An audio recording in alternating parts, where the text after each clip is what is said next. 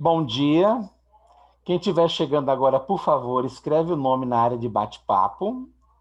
Hoje nós vamos falar nessa aula sobre a Revolução Industrial.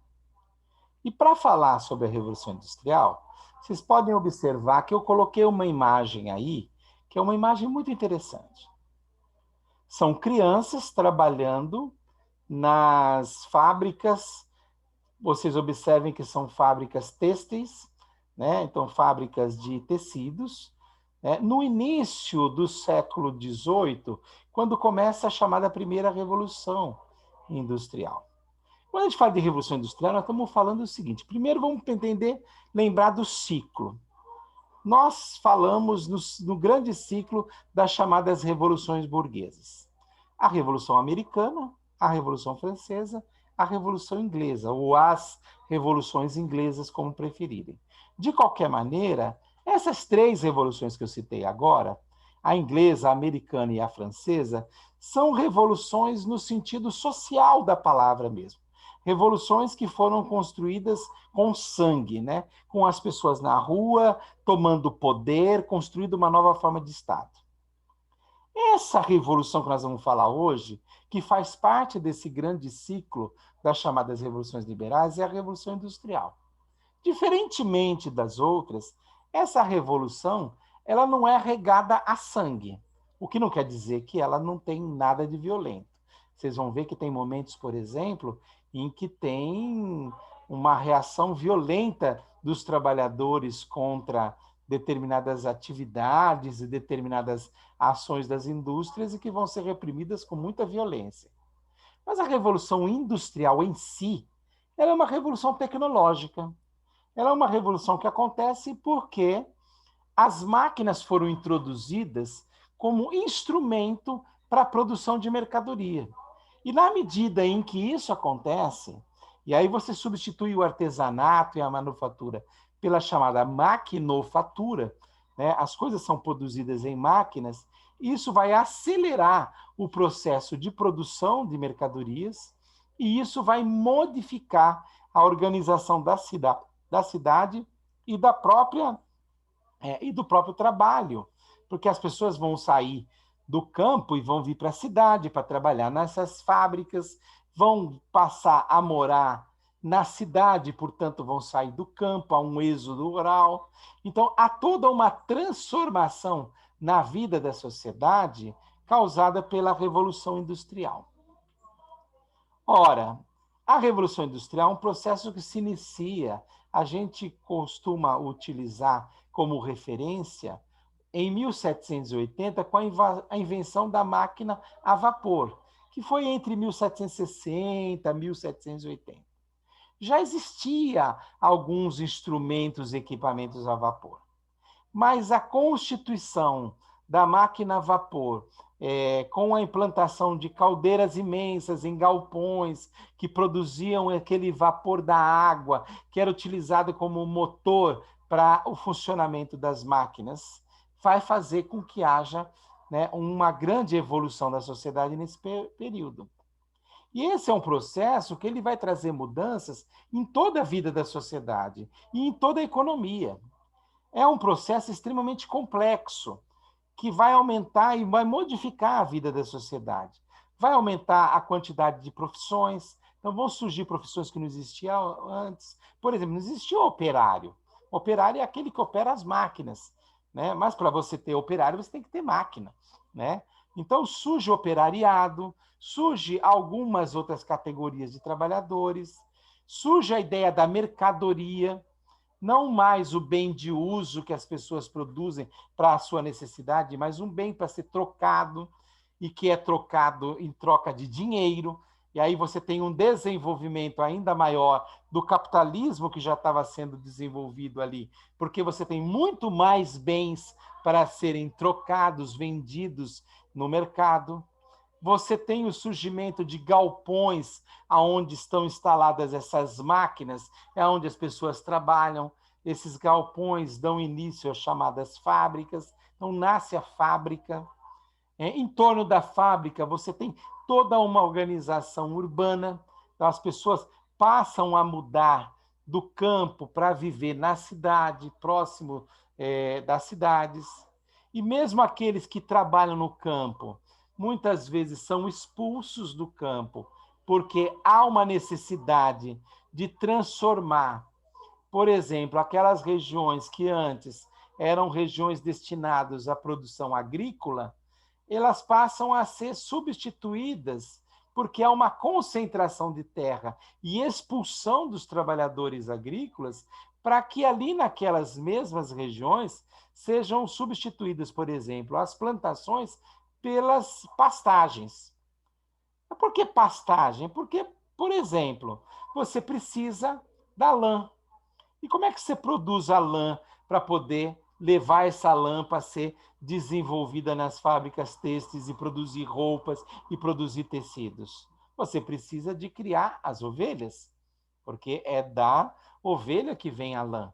Então, você substitui, né, um determinado tipo de produção, que era basicamente produção de comida, produção e de plantações, por exemplo, por novos tipos de produção, como as pastagens, né, para você ter matéria-prima para as indústrias têxteis. Mas isso significa também que os trabalhadores vão ser expulsos dessa terra para que os donos de terra concentrem as terras nas suas mãos e produzam cada vez mais produtos que são necessários agora para suprir as fábricas de matéria-primas para ser transformadas pelas indústrias têxteis. Então vejam que está tendo toda uma mudança na sociedade, mesmo lá na zona rural e também no mundo urbano. E esse processo é chamado de Revolução Industrial. Mas a Revolução Industrial não acaba aí. Ela começa aí, tá?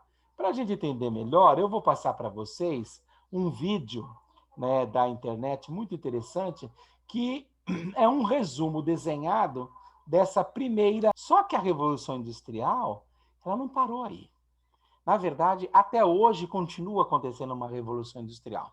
Se a gente olhar, por exemplo, para as máquinas que a gente tem, cada vez mais sofisticadas. Então, o avanço tecnológico, ela vai atingir um ritmo bastante acelerado, principalmente a partir da segunda metade do século XIX, como continuação daquele processo que a gente viu antes. Aquela industrialização que se desenvolveu a partir da Inglaterra começou a se espalhar pelo resto do mundo, e surge a era do automóvel, do telefone, do televisor, e a era também da chamada produção em série. Essa imagem que vocês estão vendo aí do lado direito da tela é uma cena de um filme famoso do Chaplin chamado Tempos Modernos. Essa cena ela mostra que há uma nova organização do trabalho. Isso foi criado nas empresas Ford, né? E é justamente por isso que essa forma de pensar o trabalho, onde o trabalho de cada um dos trabalhadores, de cada um dos operários, é fragmentado em pequenas atividades, ele é chamado de Fordismo.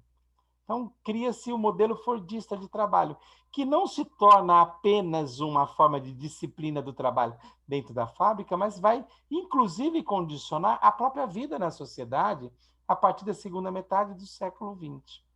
Então, vejam que há um processo muito grande de desenvolvimento que começou lá com a primeira Revolução Industrial e que vai continuar depois nos anos seguintes. Tem até uma piadinha aí no Machage em que o Frank Ernest fala de dois caras, dois operários conversando. Eles estão na linha de produção e aí um diz para o outro assim: vou me aposentar amanhã e sabe o que eu vou fazer? Vou andar até o fim dessa linha de montagem e descobrir o que é que eu estou fazendo há 30 anos.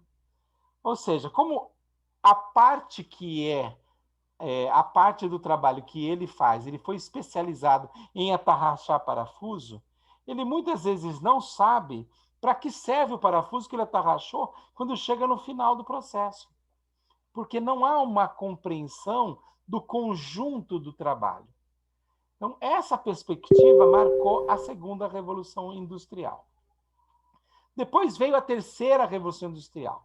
principalmente depois da Segunda Guerra Mundial, quando a economia internacional começou a passar por profundas transformações. Então, é a era da robótica, é a era da tecnociência. Então, se desenvolve a biologia celular, se desenvolve a química, se desenvolve e começa principalmente a robótica.